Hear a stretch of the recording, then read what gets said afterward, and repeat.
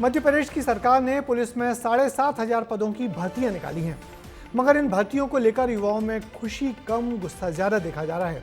इस बार की भर्ती में रोजगार पंजीयन की पाबंदी जो हटा ली गई है, जिसको लेकर प्रदेश के युवाओं में बहुत नाराजगी है। उनका कहना है कि इससे दूसरे राज्यों के बेरोजगार युवक पुलिस भर्ती में आ जाएंगे और प्रदेश के युवाओं का हक मारा जाएगा। क्या है पूरा मामला, इस रिपोर्ट में देखिए। मध्य प्रदेश सरकार ने एक ऐसा फैसला लिया है जो लाखों युवाओं की किस्मत बदलने वाला है।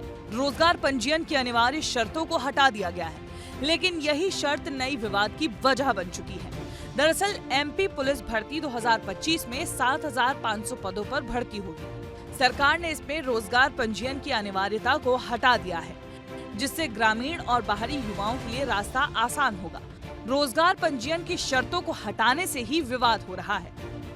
सरकार का ये फैसला मध्य प्रदेश हाईकोर्ट के सख्त निर्देश पर आधारित है। सबसे बड़ा ट्विस्ट यही है कि बाहरी राज्यों के अभ्यर्थी भी बिना किसी झंझट के आवेदन कर सकते हैं। इस भर्ती में कुल 7,500 पद भरे जाएंगे, जिसमें मुख्य रूप से पुलिस आरक्षक के, इसके अलावा सब इंस्पेक्टर, सूबेदार, स्टेनोग्राफर और असिस्टेंट सब इंस्पेक्टर जैसे पद शामिल हैं। लेकिन युवाओं को इस फैसले से ही आपत्ति है। युवाओं का कहना है कि बाहरी राज्यों के उम्मीदवार को मौका देने से एमपी के स्थानीय युवाओं के अवसर कम होंगे। साल 2020-21 के अगर प्रदर्शन को देखें तो स्थानीय युवाओं का ही प्रदर्शन बेहतर रहा है। एमपी के 5,906 अभ्यर्थी चयनित हुए थे, वहीं बाहरी राज्यों के अभ्यर्थियों की संख्या मात्र 94 थी।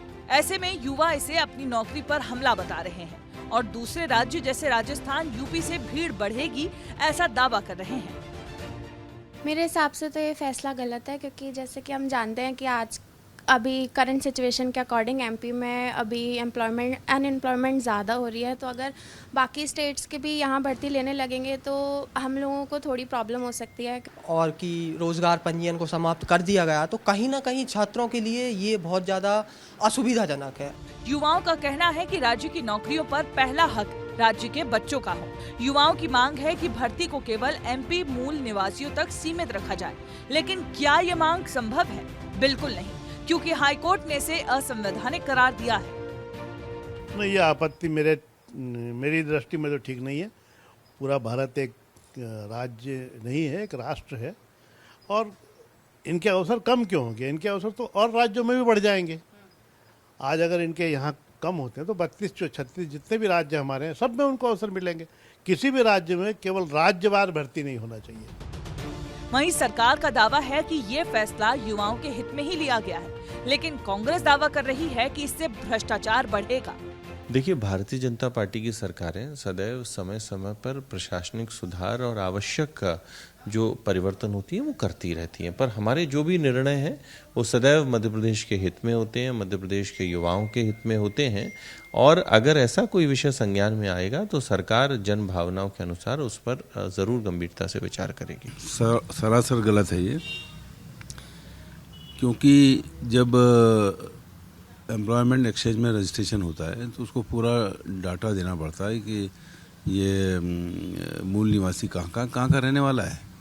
जब ये नहीं रहेगा तो दूसरे राज्यों को भी उसमें अप्लाई करेंगे, तो ये अन्याय है मध्य प्रदेश के युवाओं के साथ। युवाओं की नाराजगी कैसे दूर होगी इसका तो पता नहीं, लेकिन इस बार पुलिस आरक्षक भर्ती में काफी क्रेज देखा जा रहा है। नोटिफिकेशन जारी होने के महज 24 घंटे के अंदर ही 1,50,000 से ज्यादा उम्मीदवार रूल बुक डाउनलोड कर चुके हैं। इस बार 10 लाख से ज्यादा आवेदन होने की संभावनाएं भी हैं। ऐसे में उम्मीद है कि सभी युवा नाराजगी छोड़ अपनी तैयारियों पर ज्यादा ध्यान देंगे। विस्तार न्यूज के लिए भोपाल से रंजना दुबे की रिपोर्ट।